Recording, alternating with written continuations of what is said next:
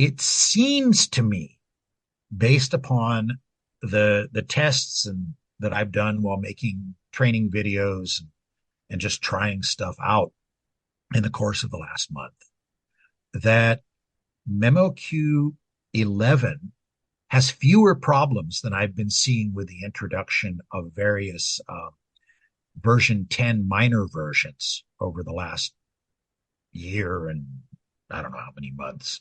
Um, so it doesn't seem to me that there are any traps, any big traps that anybody is going to fall into if they upgrade to memoQ 11. There's not a whole lot of new features versus 10.x.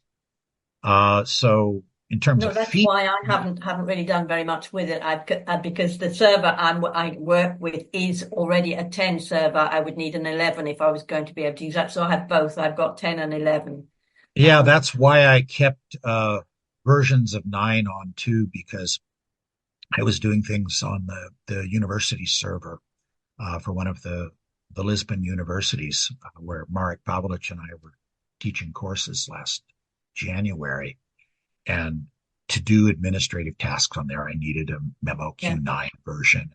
Then I was using version 10 in my memoQ cloud research server that yeah. memoQ very generously makes available to me so I can test things and research solutions for all of you and troubleshoot and train people and so forth. I'm very grateful to them for making those resources available.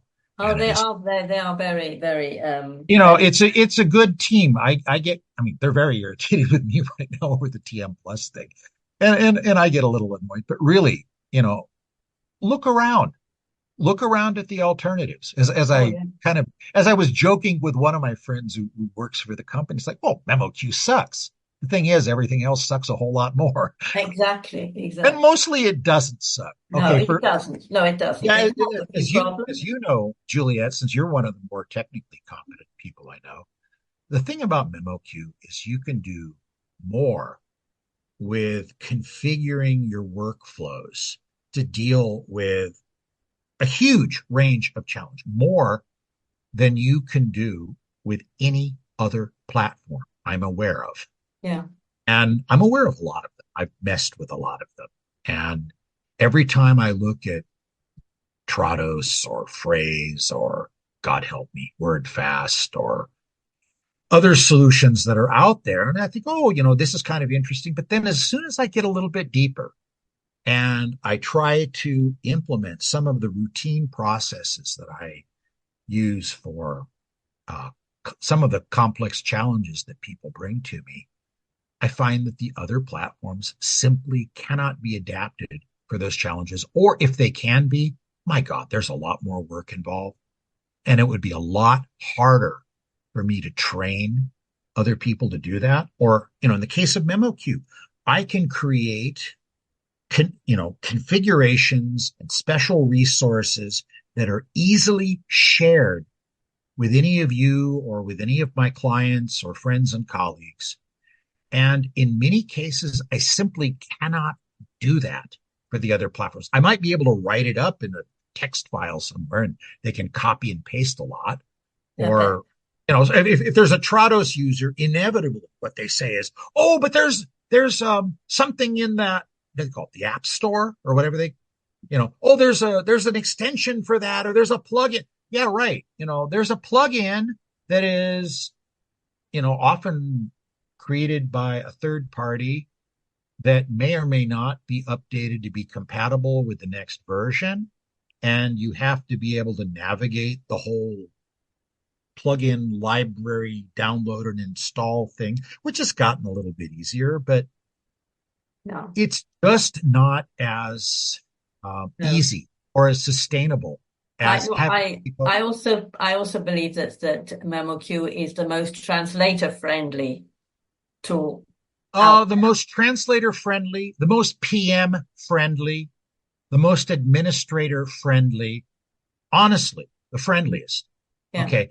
Now, some people might like Phrase because, oh, it's less confusing. It has fewer features. Well, That's fine, but you can concentrate your training on a core set of features. I think the biggest issue facing memoQ and memoQ users is not functionality, but rather the way that the training of the users, the project managers, and support personnel like the administrators, that is severely deficient. Yeah. The online courses that are available to train people in these different functions, they're not very good. No, no. Or and they don't promote the kind of problem solving and flexible thinking that will enable these people to go farther independently, having mastered some basic principles. So as having followed my publications for a lot of years, this is one of the things that I try to do. Sometimes I succeed, sometimes I don't, but I try to help people get a general picture of how you can adapt to different scenarios that you might encounter, Mm. because it's when stuff doesn't follow the same script that memoQ really begins to shine. But for the basic stuff, like you'd find in any other package, okay, you can do a training program that'll cover that stuff, that shows 10 features out of the 500 that will get 80% of the work done. The problem is that not many people have been focused on creating those kinds of education programs. Something that I and a few friends try to address and continue trying.